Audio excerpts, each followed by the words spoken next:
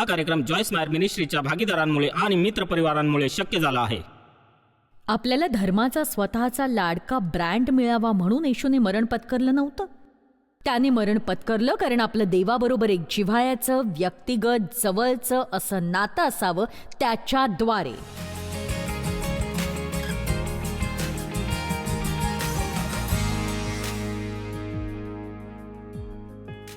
दोन वर्षांपूर्वी, कदाचित 3 असेल, लोकांनी बायबल केवळ वाचू नये तर त्याचा अभ्यास करावा या मताची मी होते. आणि सतत आपण ऐकत असतो, तुमचं बायबल वाचा, बायबल वाचा, बायबल वाचा. बघा, ते चांगलंच आहे, पण मला असं वाटतं की जर तुम्हाला खरंच काही शिकायचं असेल तर त्या पलीकडे जावं लागेल. तुम्हाला अभ्यास करावा लागेल बायबलचा.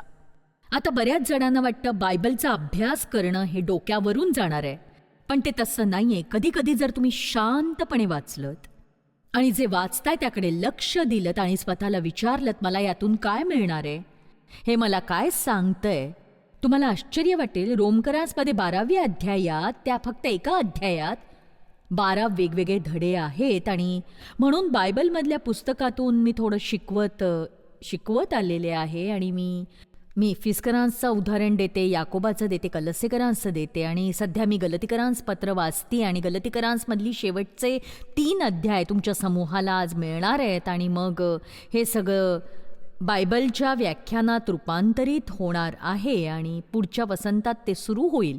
मी त्याची वाट पाहते आणि हे एक वेगळ्या प्रकारचं लिखाण आहे माझ्यासाठी. आणि म्हणून संपूर्ण गलतीकरांस, बघा, गलतीकरांस शिकवण्यासाठी थोडंसं आव्हानात्मक आहे, कारण मुळात एक महत्त्वाचा मुद्दा पौल आपल्यासमोर मांडू पाहतोय, आणि तो म्हणजे की आपण कायद्याखाली जगण्याची गरज नाहीये, आपण कृपेने जगतो आहोत. आणि बायबलमध्ये एका ठिकाणी असं लिहिलंय, पौल म्हणाला, मी नियमशास्त्रासाठी मरण पावलो, यासाठी की मी प्रभूसाठी जगावं. आणि बघा, जर तुम्हाला खरंच देवासाठी जगायचं असेल तर तुम्हाला पवित्र आत्म्याचं मार्गदर्शन असायला हवं. मग तुम्हाला कायद्याखाली मरावं लागेल. आता आपण जेव्हा कायद्याबद्दल बोलतो, मला नाही माहीत तुम्हा सगळ्यांना तो काय आहे हे खरंच माहिती आहे का. आणि जर तुम्ही एखाद्या कायदेशीर धार्मिक संस्थेमध्ये मोठे झाला असाल तर तुम्हाला ते लगेच समजेल. कारण मोठा होताना तुम्ही करू शकत नाही, तुम्ही डान्स करू शकत नाही, पत्ते खेळू शकत नाही, पार्टीजनं जाऊ शकत नाही, मूव्हीजनं जाऊ शकत नाही, तुम्ही तुमचे केस कापू शकत नाही, मेकअप करू शकत नाही. कारण बघा, विश्वास ठेवा, मला मेकअपची गरज आहे. आमीन. आणि मला वाटतं देवालाही ते माहीत होतं, म्हणून त्यांनी कुणाला तरी ते निर्माण करण्याची देणगी दिली. आणि म्हणजे अशा गोष्टी, एक सांगू, कायदेशीरपणा हा तुम्ही काय करू शकत नाही. आणि मी तुम्हाला एक सांगू, तुम्ही जर कायद्याखाली असाल तर तुम्ही करू शकत नाही, म्हणजे तुम्ही मजा करू शकत नाही. आमीन. तुम्हाला तुसडं आणि गंभीर आणि उदास असावं लागतं. तुम्हाला सगळं योग्य करण्यासाठी खरोखर खूप मेहनत करावी लागेल. तुम्ही सगळ्या लोकांना तोलू शकाल. तुमच्या इतकं योग्य दुसरं कोणी वागत नसतं. म्हणून जगाला बऱ्याच ख्रिस्तींबद्दल समस्या असते. आणि म्हणूनच आपण हे समजून घ्यायचंय की जरी आपण चांगलं काम करणार असलो तरी आपण ते देवाकडून काहीतरी मिळावं या अपेक्षेने करता कामा नये. आमेन. चला, जेव्हा तुम्ही बायबल वाचता तुम्ही देवावर उपकार नसता करत, त्याला ते आधीच माहिती आहे. एके दिवशी देव मला म्हणाला, जेव्हा तू बायबल वाचतेस तेव्हा तू माझ्यावर उपकार करतेस, असं का वागतेस. एक सांगू, स्वतःबद्दल आपण इतके गर्विष्ठ असतो की रोज उठून बायबलमधले 2 अध्याय वाचायची स्वतःला शिस्त लावून घेतो पण आपण ते स्वतःसाठी करतोय ना. देवाने ते आपल्या शहाणपणासाठी, आपल्या शिक्षणासाठी दिले. पूर्ण दिवस आपण मूर्खासारख्या गोष्टी करत राहू नये म्हणून. जेव्हा आपण प्रार्थना करतो तेव्हा आपण देवावर उपकार करत नसतो, ते आपलं भाग्य असतं. ज्याला काहीच अशक्य नाही अशा सर्वसमावेशक देवाकडे जाण्याचं आणि त्याला आपल्या आयुष्यात बोलावून त्या दिवशी त्याने आपल्याला मदत करण्याचं.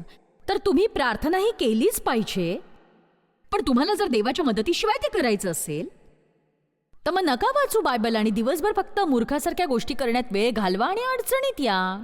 आणि नाही म्हणजे म्हणजे एक एक एक सांगू का, तुम्ही नेहमी म्हणता की मला चर्चमध्ये जावंच लागणार आहे. नाही जायचंय का?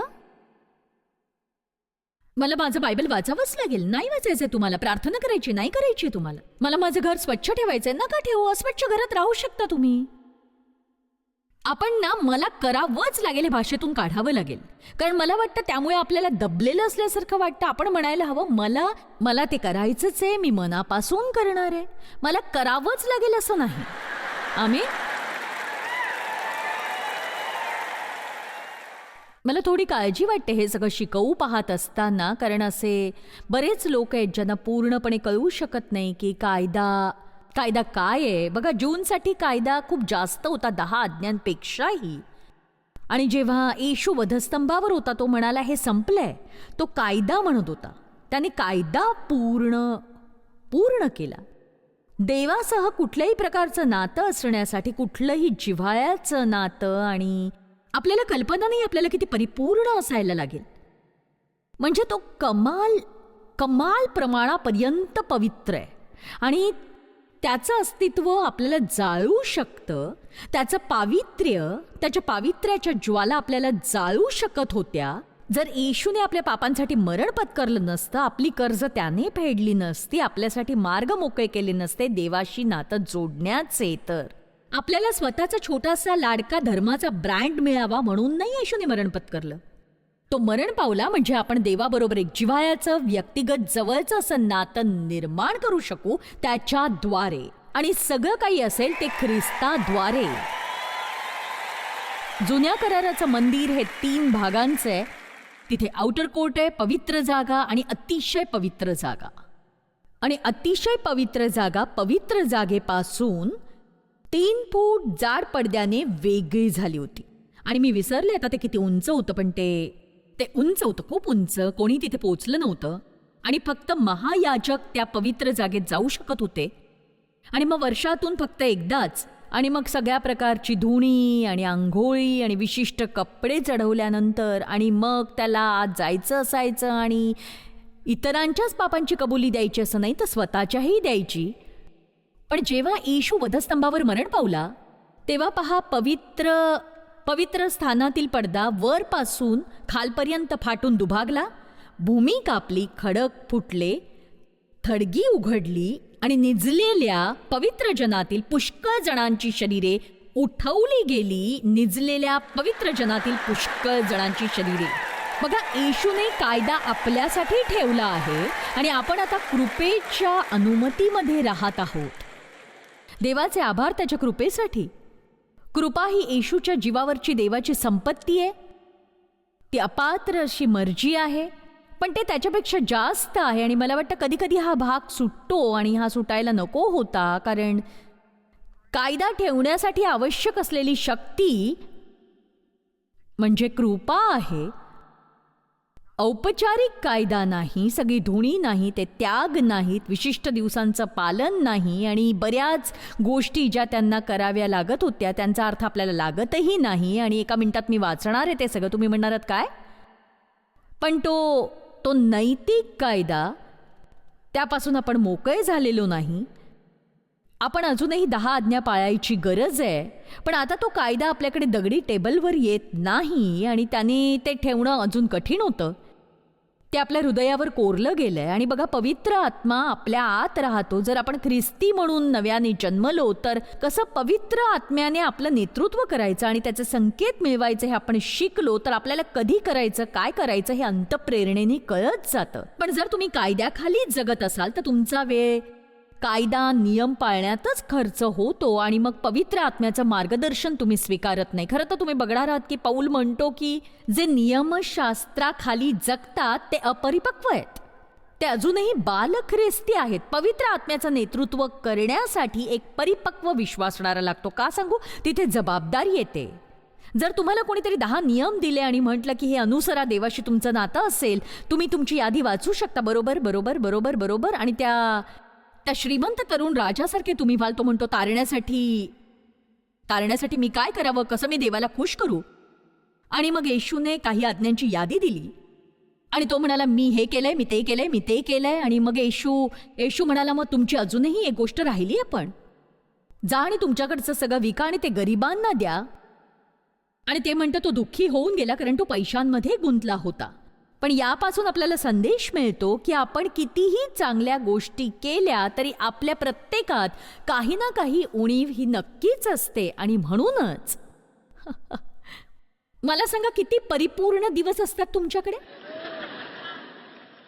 पलंगावर पडल्या पडल्या तुम्ही तुमची परिपूर्णता आखूच शकता, पण पाय जमिनीवर टेकेपर्यंतच ती टिकते, नाही का?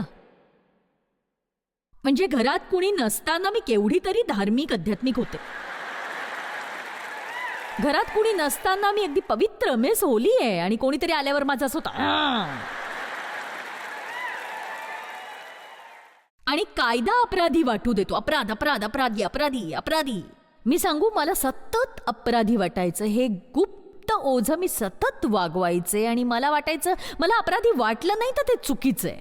मुळात सतत अपराधी वाटणं हेच बरोबर असतं. किती जणांना मी काय बोलते ते कळतंय बघा. आणि आज या सगळ्या गोष्टी चर्चमध्ये जरी आपल्याला शिकवल्या जात नसल्या तरी बघा, सैतान हा कायदेशीर आहे आणि आपण करतो ती प्रत्येक गोष्ट तो कायद्यामध्ये वळवतो. आणि माझ्यासाठी माझ्या कामावर जेव्हा ते आलं तेव्हा माझा बराचसा कायदेशीरपणा आला. मी फक्त काम करायचे. म्हणजे स्वतःचा आनंद लुटणं आणि मजा करणं यापेक्षा काम करणं हे अधिक चांगलं आहे असं मला सतत वाटायचं. मी कशाबद्दल बोलते ते कळतंय का कुणाला? म्हणजे समजा मी काम अपूर्ण ठेवलं आणि सोफ्यावर पडून एखादा चित्रपट बघायचा प्रयत्न केला तर मला पूर्ण वेळ अपराधी वाटत राहायचं. देव मला म्हणाला, तुला अपराधी वाटतं कारण तुला वाटतं की तुझी चित्रपट बघण्याची योग्यता नाहीये आणि जे करायला हवं होतं खरं तर ते तू केलं नाहीस. बघा, मी नियम आणि नियमावली असणाऱ्या घरात वाढले होते आणि मला माहितीही नसायचं की मी अडचणीत आले अशा गोष्टींसाठी आणि मी सतत अडचणीत यायचे. माझे वडील विचित्र होते. एक दिवस चांगला असायचा आणि दुसऱ्या दिवशी आदल्या दिवशी जे केलं तेच केलं तरी मला मार मिळायचा. आणि त्यामुळे मला असं वाटायचं की मी सतत काम करत बसले तरच मी वाचू शकते. आणि बघा, मला आठवतंय की माझे वडील इतके रागवायचे कारण मी हसत होते. ते तुसडे होते आणि त्यांना कोणी आनंद घेतलेला आवडायचं नाही आणि त्यामुळे दुसरं कुणी आनंदी दिसलं की त्यांची चिडचिड व्हायची. मी काय म्हणते ते कुणाच्या लक्षात येते का? किती जणांना मजा करताना अपराधी वाटतं आणि असं वाटतं की आपण काम करायला हवं होतं आता. बघा, सगळ्यांना नाही तसं वाटत. म्हणजे मला खात्री आहे डेव्हला नाही तसं वाटत. मी त्याची क्षमा मागते. मी त्याची ओळख करून द्यायला विसरले. डेव्ह उभा राहा, किती देखणा आहेस ते बघू दे सगळ्यांना.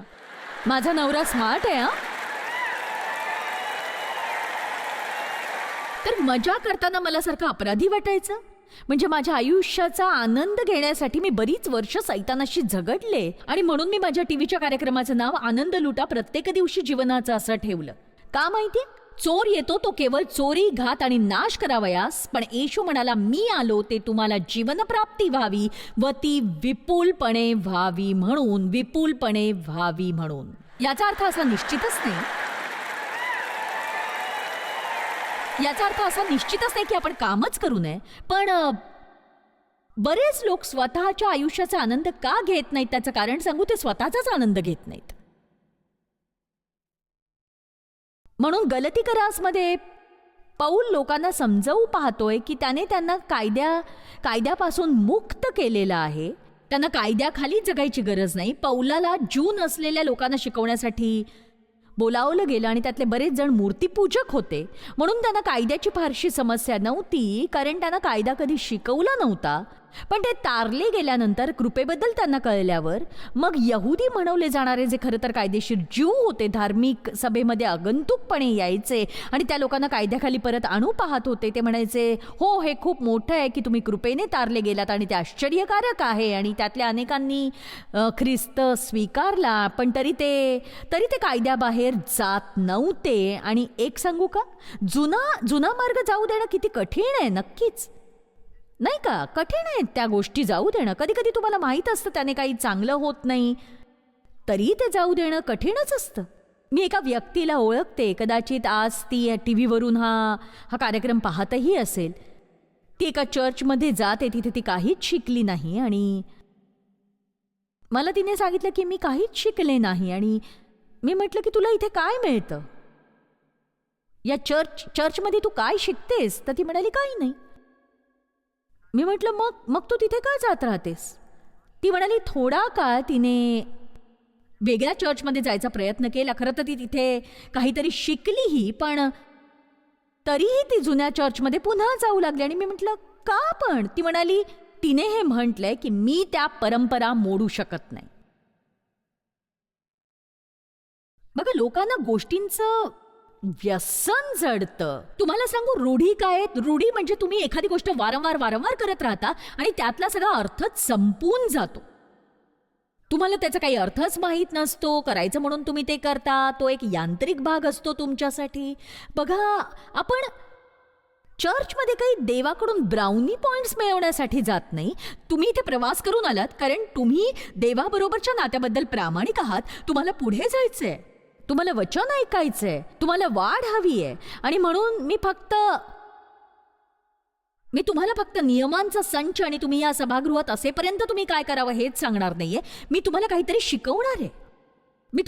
शिकवणार आहे आणि ऐकलेलं सगळंच तुम्हाला आवडणार नाही, पण निघाल तेव्हा गोंधळलेले तरी नसाल ना. आणि मला नाही वाटत प्रत्येक वेळी आपण चर्चमध्ये जातो तेव्हा आपण आरामात बसून राहावं. तर कधी कधी मला वाटतं की आपण चुळबुळही करायला हवी, म्हणजे आपण देवाबरोबरच्या चालण्यात वरच्या स्तरापर्यंत प्रगती करू. आमेन. म्हणून तुम्हाला तो कायदा काय आहे याची केवळ कल्पना देण्यासाठी, म्हणजे बघा, एक परंपरागत विश्वासणारे बनू पाहत असताना एका आठवड्यात तुम्ही वेडे व्हाल. आणि लेवियामधल्या मूळ 613 कायद्यांमधले मी फक्त 76 कायद्यांची प्रिंटआउट आणली आहे इथे. 613 मधले फक्त 76 इथे आणलेत मी. तुम्हाला वाटलं होतं की फक्त 10 आज्ञा आहेत? नाही, 613. आणि मी असं ऐकलंय की कायदेशीर ज्यूंनी या 10 आज्ञांचे रूपांतर 2200 नियम आणि नियमावलींमध्ये केलं. आणि मी तुम्हाला सांगू का, जेव्हा येशू म्हणाला की ते संपलंय, तेव्हा त्यांनी चांगला 1.5 वर्षांचा आनंदोत्सव साजरा केला असेल. म्हणजे तुम्ही कल्पना करू शकाल का? बघा, प्रत्येक वेळी एक नियम तोडल्यानंतर त्यांना अपराधी वाटतं आणि त्या उपर ते भरून काढण्यासाठी त्यांना एक त्याग करावा लागायचा. आणि येशू देवाची एक परिपूर्ण निष्कलंक मेंढी, एक बळी एकदाचा, त्यानंतर काहीही करायची गरज नाही. आपण पाप करतो, त्याचा पश्चाताप करू शकतो, वधस्तंभाकडे बघतो, त्याला क्षमाच केली जात नाही तर ते विसरलंही जातं. चला आता मोठ्याने देवाची स्तुती करा.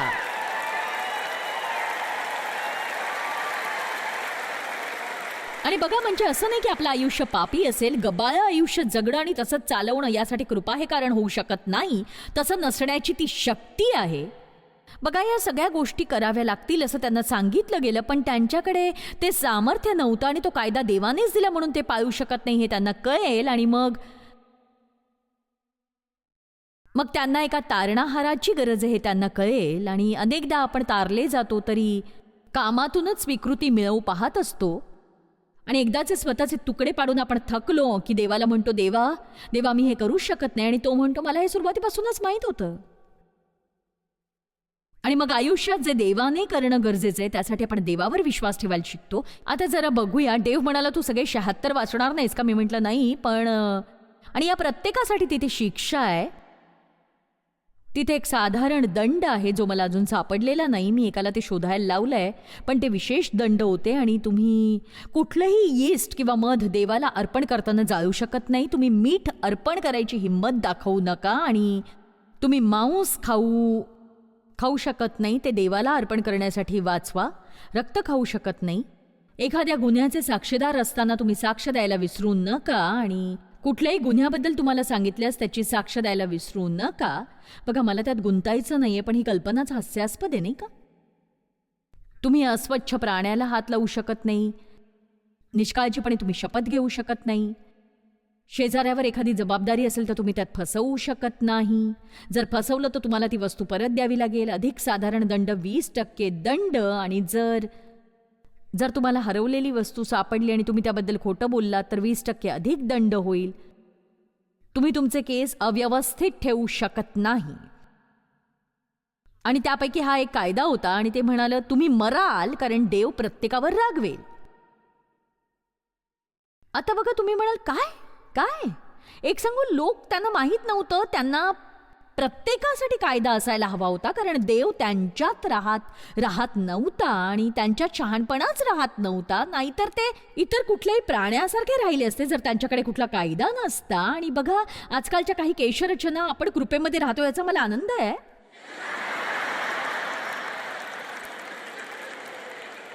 म्हणजे मला अशा स्त्रिया माहिती आहेत ज्यांना सकाळी सकाळी त्यांचे केस विंचरायला वेळ लागतो, माझ्यापेक्षाही जास्त, कारण प्रत्येक केस वेगळ्या दिशेने जात असतो त्यांचा. आणि हे बघा, हे तुम्हाला आवडेलच कदाचित. किती गंमत आहे हे इथे आहे. तुम्ही तुमचे कपडे फाडू शकत नाही. तुम्ही मराल आणि देव प्रत्येकावर रागवेल. मला कळत नाही, प्रत्येकावर का? त्याला प्रत्येकावर रागवायचंय कुणासाठी तरी? मग भोकं असलेले कपडे जाऊन आपण विकत घेतो, त्याचं काय हो? सांगा बरं. मला नाही माहित, म्हणजे देवाला वाटतं आपण त्याच्यापेक्षा हुशार असायला हवं. मला काही कल्पना नाही. इथे मी असंच सांगत राहीन, म्हणजे कल्ले आणि खवल्यांशिवाय तुम्ही सी फूड खाऊ शकत नाही आणि तुम्ही एव्हिलचं मृत शरीर खाऊ किंवा स्पर्श करू शकत नाही. गिधाडं, काळं गिधाडं, लाल घार, कुठलाही ससाणा, ग्रेट घुबड, पांढरं घुबड, डेझर्ट घुबड इत्यादी इत्यादी. 4 पायांच्या उडत्या किड्याला जोवर त्याचे पाय जोडलेले तुम्ही खाऊ शकत नाही. माझा तर्क आहे, जर त्यांना 3 पाय असते तर ठीक होतं. तुम्ही कुठलाही प्राणी खाऊ शकत नाही जो 4 पायांवर चालतो आणि ज्याला पंजे आहेत. मांजरींसाठी खुश खबर.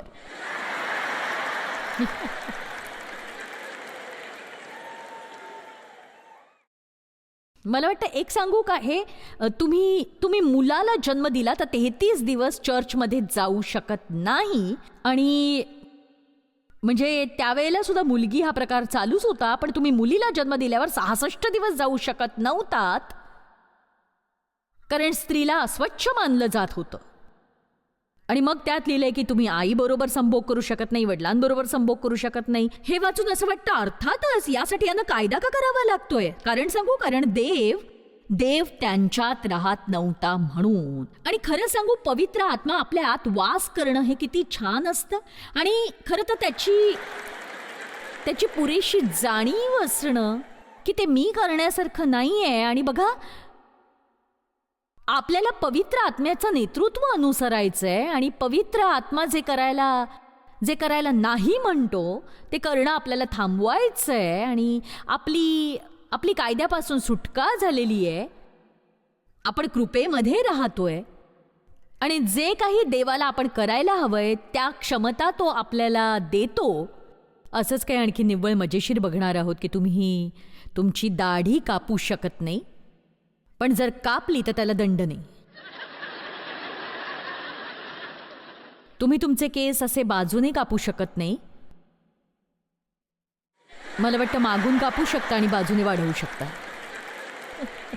बघा, मला उद्धट व्हायचं नाहीये, पण मुद्दा असा आहे की या प्रत्येक गोष्टीसाठी एक कारण असतं देवाकडे. आणि बऱ्याच अशा गोष्टी, जसं विशिष्ट प्राण्यांना स्पर्श न करणं, ते अस्वच्छ होते, त्यांच्यामुळे लोक आजारी पडू शकत होते. आणि मग तिथे सगळ्या प्रकारचे कायदे होते ज्यात आरोग्याचा अंतर्भाव होता. लोक काय खाऊ शकतात, काय खाऊ शकत नाहीत, आणि बरेच कायदे लोकांशी कसं वागावं याबद्दल, जे मला खूप रंजक वाटतं.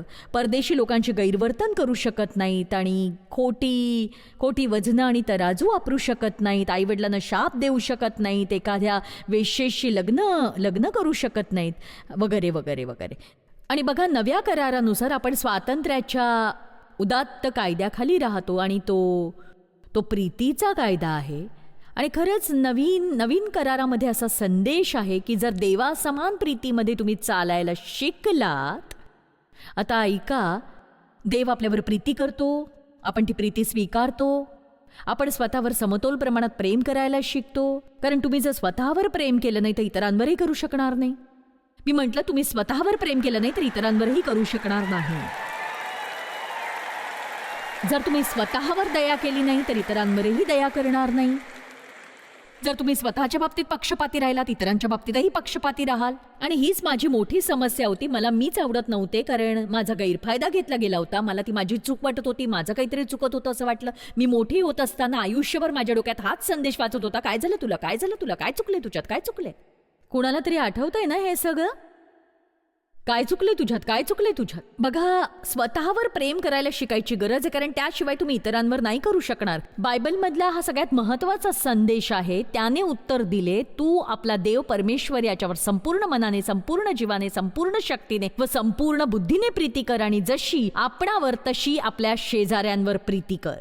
भरकटलेल्या जगाला जर आपल्याला काही करून दाखवायचं असेल आणि ख्रिस्ताला जाणण्याची गरज असेल तर ते केवळ उपदेशानं आपण करू शकत नाही, तर आपल्याला काहीतरी कृतीतून दाखवावं लागेल. प्रामाणिकपणे, खरं खुरं, यथार्थपणे निस्वार्थी आयुष्य जगणं, लोकांवर प्रीती करणं शिकावं लागेल. तर येशूने आपल्याला मुक्त केलं नियम आणि नियमावली अनुसरण्याच्या गरजेपासून, ज्याला धार्मिक कायदेशीरपणा म्हटलं जातं. आणि त्याऐवजी आपल्याला आश्चर्यकारक भाग्य आहे पवित्र आत्म्याचं नेतृत्व अनुसरण्याचं, जो आपल्या आतमध्ये राहतो. तो धार्मिकतेने परिपक्व विश्वासणारा त्या पवित्र आत्म्याचं नेतृत्व अनुसरायला शिकेल आणि त्यामुळे आयुष्य खरंच उत्कंठावर्धक असं असेल.